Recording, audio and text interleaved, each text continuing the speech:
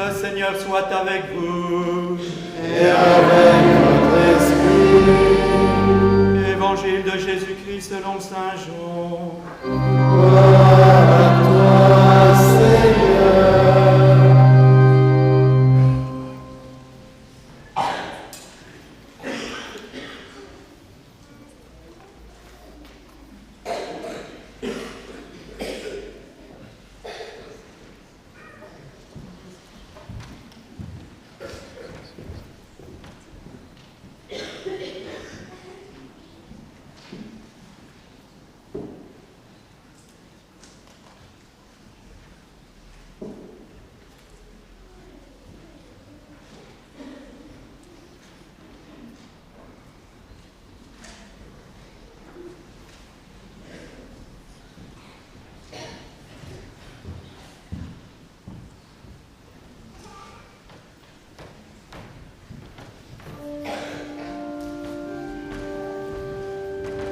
Le premier jour de la semaine, Marie-Madeleine se rend au tombeau de grand matin.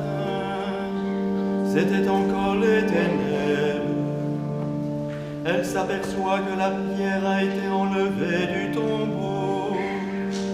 Elle court donc chercher Simon-Pierre et l'autre disciple, celui que Jésus aimait, et elle leur dit: on a enlevé le Seigneur de son tombeau, et nous ne savons pas où on l'a déposé. Pierre partit donc avec l'autre disciple pour se rendre au tombeau. Ils couraient tous les deux ensemble, mais l'autre disciple courut plus vite que Pierre, et arriva le premier au tombeau. En se penchant, il s'aperçoit que les linges sont posés à plat. Cependant, il n'entre pas. Simon-Pierre, qui le suivait, arrive à son tour. Il entre dans le tombeau.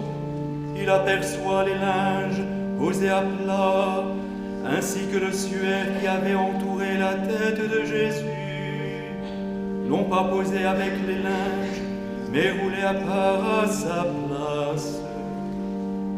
C'est alors qu'entra l'autre disciple, celui qui était arrivé le premier au tombeau. Il vit et il crut. En effet, les disciples n'avaient pas encore compris que selon l'Écriture, il fallait que Jésus ressuscite d'entre les morts. Acclamons la parole de Dieu. Louange à toi, Seigneur Jésus.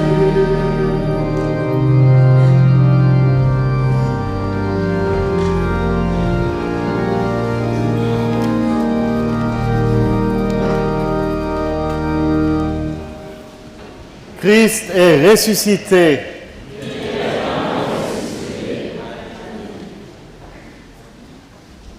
Marie-Madeleine arrive au tombeau. Elle s'attend à voir le mort. Elle trouve un tombeau vide. Et elle est bouleversée. On connaît tous ce sentiment. On s'attend à quelque chose et on est surpris par la vie. On pensait que c'était fini. On découvre que Dieu avait prévu mieux. Et soudain, tout change. Pierre et l'autre disciple viennent au tombeau. Ils voient et croient. Frères et sœurs bien-aimés, la résurrection ne se vit pas seule. Elle se partage. Nous avons besoin des témoins et nous devenons nous-mêmes témoins. Et c'est exactement ce que nous faisons aujourd'hui. Les parents partagent la foi à leurs enfants. Proclamer notre foi. Tout à l'heure, les jeunes vont proclamer leur foi. Ils veulent faire leur profession de foi, proclamer notre foi, renouveler notre engagement, dire au monde que Jésus est vivant. Ne soyons pas timides, osons proclamer cette bonne nouvelle, dire au monde que Jésus est vivant. Saint Paul, dans la lettre aux Colossiens, nous rappelle: si vous êtes ressuscités avec le Christ, recherchez les réalités d'en haut. Cela veut dire mettre notre cœur sur ce qui dure,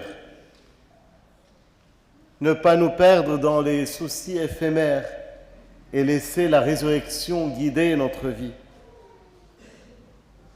On pourrait penser facile à dire « Seigneur, Seigneur », mais le monde, le travail, les problèmes, des fois c'est dur, des fois on oublie, mais la résurrection n'annule pas les difficultés.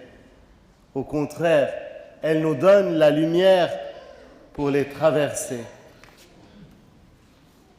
Aujourd'hui, les jeunes vont renouveler leur foi. En renouvelant notre profession de foi, Dieu nous pose une question très simple.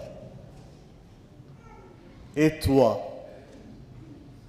crois-tu que je suis vivant? Choisis-tu de marcher avec moi chaque jour? La résurrection, ce n'est pas seulement un événement historique, c'est une rencontre personnelle. On transmet la foi, on partage la foi avec les autres, mais peut-être c'est facile de parler et de partager notre foi, mais ce qui compte, c'est cette rencontre personnelle avec Jésus vivant. Le rencontrer, le suivre, parler avec lui. N'hésitez pas à commencer votre journée par une petite prière. Rendre grâce au Seigneur pour notre journée. Qui commence sa journée par une prière?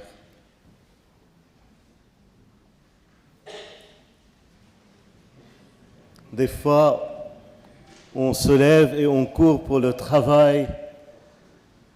Ça peut être juste 2 minutes. Que ça soit aujourd'hui une intention à mettre en œuvre, en pratique. Et c'est important aussi, moi je vous partage, je demande au Seigneur de me donner d'être attentif à le rencontrer aujourd'hui. Il me parle à travers sa parole, à travers toute personne que je rencontre. Et le soir, n'hésitez pas à dire merci Seigneur pour cette journée. Demandez pardon, priez pour les autres. Une fois qu'on rencontre Jésus vivant, on ne peut pas se taire, on ne peut que témoigner de son amour. Frères et sœurs, Pâques, c'est la joie. Une joie qui ne dépend pas des circonstances, une joie qui ne dépend pas du chômage, qui ne dépend pas des soucis, qui ne dépend pas des échecs. C'est une joie, c'est la vie, mais c'est une joie qui dépend de la victoire de Jésus sur la mort. Imaginez une fête où on ouvre tous les cadeaux et que le plus beau cadeau, c'est Jésus vivant qui est avec nous. Il est vraiment avec nous. Il est vivant. C'est ce cadeau que nous partageons aujourd'hui.